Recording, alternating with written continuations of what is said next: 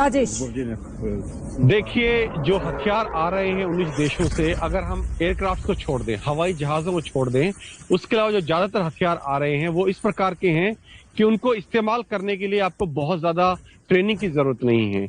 ये आपको बहुत ज्यादा बड़े दल की जरूरत नहीं है। दो लोग मिलके, चाहे वो स्टिंगर मिसाइल हो, चाहे वो जेवलिन मिसाइल हो, चाहे वो ऑटोमेटिक राइफल्स हो, इनको इस्तेमाल करने के लिए बहुत ज्यादा ट्रेनिंग की जरूरत नहीं है। 2-3 दिन में आप एक क्रू को तैयार कर सकते हैं। चाहे वो इतना प्रोफेशनल नहीं होगा, लेकिन वो आराम से एक ठीक निशान लेके फायर कर सकता है।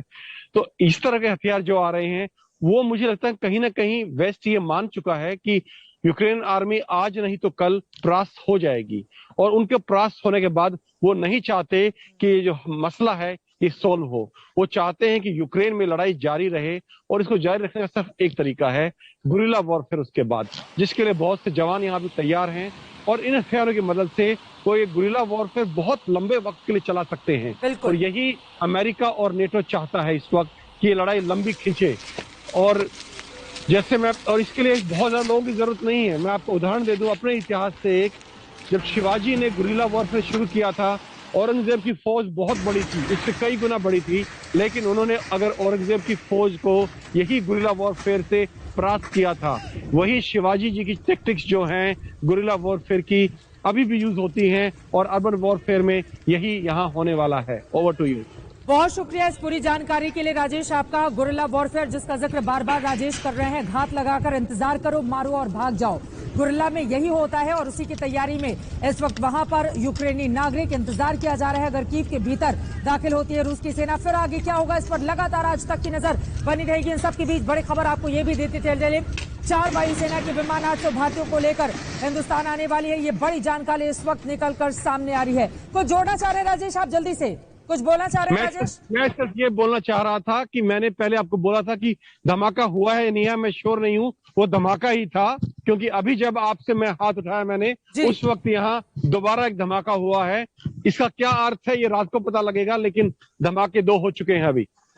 2 धमाके इस वक्त की बड़ी खबर राजेश हमें बता रहे हैं। आपको बताते चले लाइव रिपोर्टिंग के दौरान ही 2 बड़े धमाकों की आवाज उनकी ओर से सुनी गई है। खार्किव पर पूरी तरह से कब्जा, खेरसन पर कब्जा, कई और इलाकों पर जो रूस के सहयोगी हैं वो उसकी मदद करते हुए। इन सब के बीच बड़ी जानकारी ये मिल रही है कि कीव में 2 धमाके की आवाज। जी राजेश बोले। अभी आपको आवाज आ रही है, फिर सायरन शुरू हो गए हैं, मतलब एयर रेड की तैयारी है। आज रात को हम लोग की आशंका फिर दिख रही है।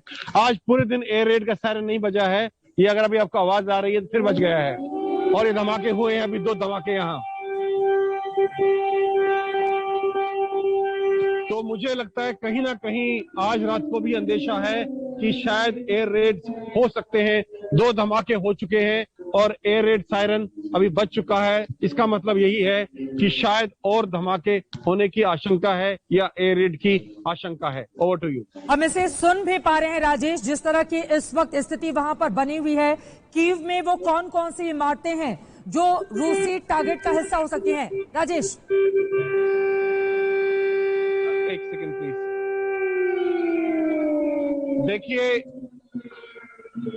देखिए, कोई भी स्ट्रेटेजिक टारगेट जो है वो रूसी एयर रेड का हिस्सा बनेगा। स्ट्रेटेजिक टारगेट्स में कुछ भी हो सकता है, मिलिट्री इंस्टॉलेशंस हो सकती हैं, फ्यूल डंप्स हो सकते हैं, एम्यूनिशन डंप्स हो सकते हैं, पुल हो सकते हैं, बांध हो सकते हैं, इलेक्ट्रिक स्टेशंस हो सकते हैं, पानी के स्टेशन, पानी सप्लाई करने की व्यवस्था हो सकती है। तो कोई भी इस तरह की इंस्टॉलेशन जिसको हम स्ट्रेटेजिक इंस्टॉलेशन बोलते हैं वो हो सकती है, और ये रूसी हवाई हमले का निशाना बन सकते हैं। Over to you. Air alert siren लगातार आप राजेश आप तक वो आवाजें सुना रहे हैं, लाइव आप सुन रहे हैं जिस तरह की स्थिति। आसपास की तस्वीरें भी दिखाइए, और आप जो इस वक्त महसूस कर रहे हैं। आपने कहा कि कई ऐसी इमारतें हैं जो रूसी जो सेना वहां पर पहुंच रही है उसके टारगेट का हिस्सा हो सकती हैं। बार बार वो आवाजें आसमान में गूंजती हुई।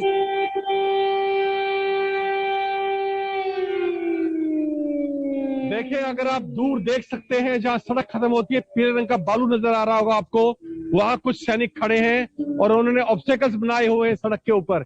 ये एंटी टैंक ऑब्स्टेकल्स हैं, ताकि उस तरफ से अगर टैंक वगैरह आने की कोशिश करता है तो वो उस रोड को इस्तेमाल नहीं कर पाएंगे। अगर